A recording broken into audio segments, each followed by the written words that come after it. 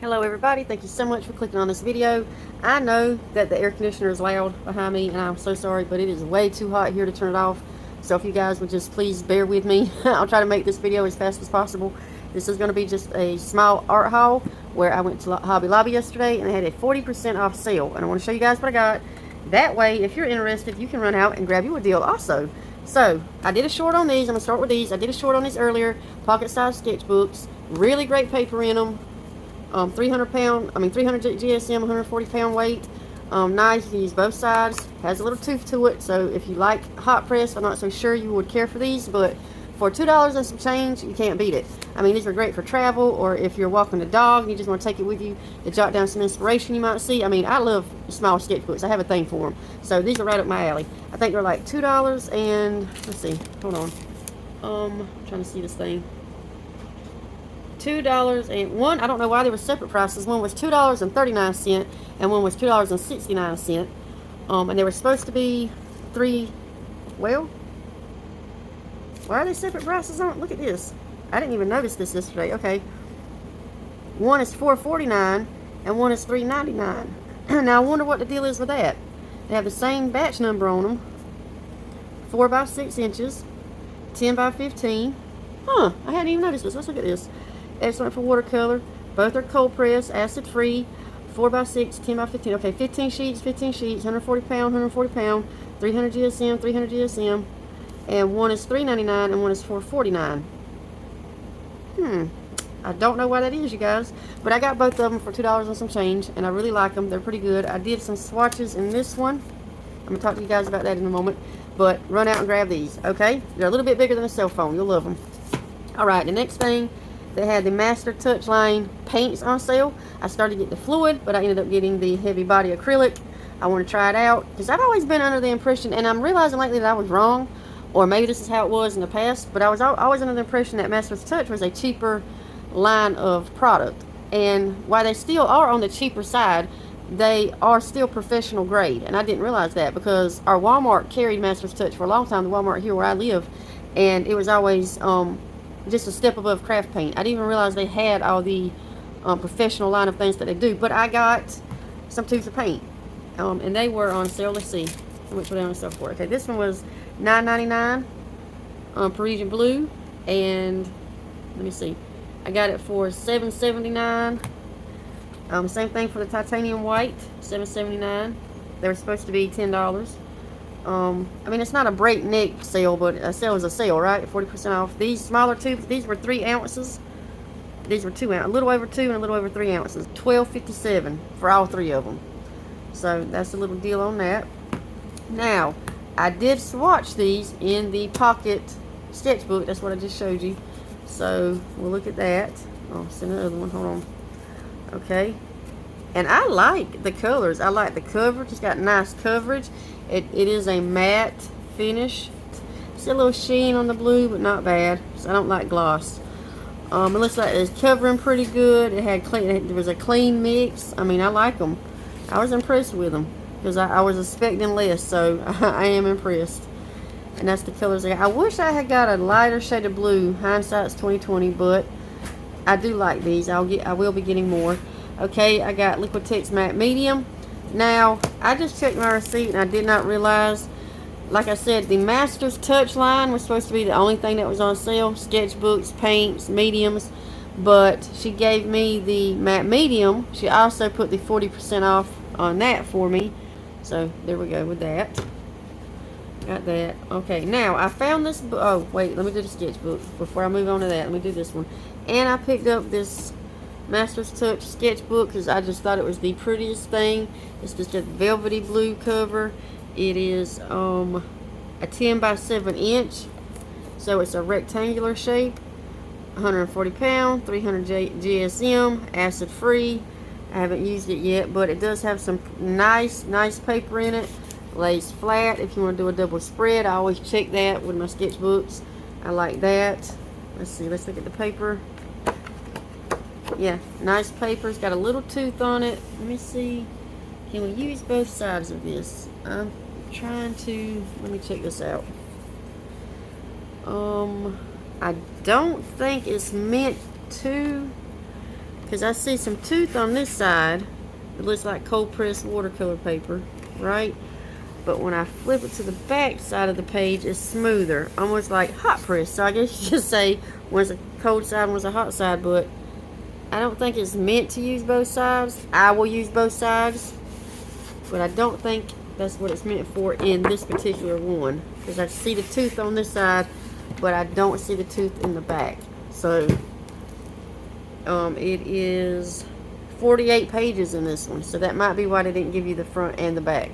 So you already get 48 pages just using the front, but it is nice. I like it. I like the size and everything. I will be using the back of it, and I'll let you guys know how that turns out. I like the little stamp, the little engraved stamp on the back. Okay, that's nice. Alright, I have looked at this book for years in my Kindle and Audible accounts, and I've always wanted to get it. My Amazon account. Color mixing recipes for oils and acrylics. It was $10, so I grabbed it. I mean, and look how well it's put together. You have, it is this what do you call this? The spine of the book is solid on the outside, but when you open it, it's wire bound for easy turning and flipping, and it has so much information in here. It's got all kinds of explanations in the front on color theory. Well, here we go. You have color theory, color recipes, value recipes, which is my favorite. I love the way the value recipe colors look, because I like the muddy, muted colors versus the bright, bold colors. So value recipes, graying with compliments. That's one of my favorites. And then at the very end, it has a special in the back. I don't know if it's in every one of these or just this particular one, this particular edition, but it has portrait colors, skin colors. It has an acrylic conversion chart in the back. But it also has, I'm going to show you the inside of it in just a second. It has this little thing in the back, this little measuring, clear measuring piece to help you measure out how many colors, let's say, you use of each, how much of each color in each recipe. I might get it out in a minute, but I'll show you. See right here, it helps you with that, like 1 part, 2 part, 3 parts for each color. And this is what the color recipes look like in the book. See? Let me find one that I like. Let me find a color that I like in the first part. Let's see. Hope you guys can hear me okay. I am a little sick, so I can only speak so loud. My voice is a little scratchy. Okay, like this over here. I like these muted blues. Can you see these? I think these are really pretty. And it says 5-part white and 4-part 138 and 150. 138 and 150, that's numbers. But up here it's got the names: alizarin crimson, burnt umber, permanent blue, and titanium white. And titanium white, and that's the colors at the top right here that you'll use to make all the colors on this page. And then over here, alizarin crimson, cerulean blue, permanent blue, and titanium white for all the colors on this page. But in the very beginning of the book, I mean, for $10, you can't ask for much more than this. I mean, this is a great book. He tells you all the colors that you're gonna need to go out and get to mix every single color that he mentions in this book. So that's your list of colors right here, all of them. And that's not too many. That's not a lot of colors compared to what I've got sitting over here next to me that I've bought throughout the years. This isn't a lot of colors to have to run out and get.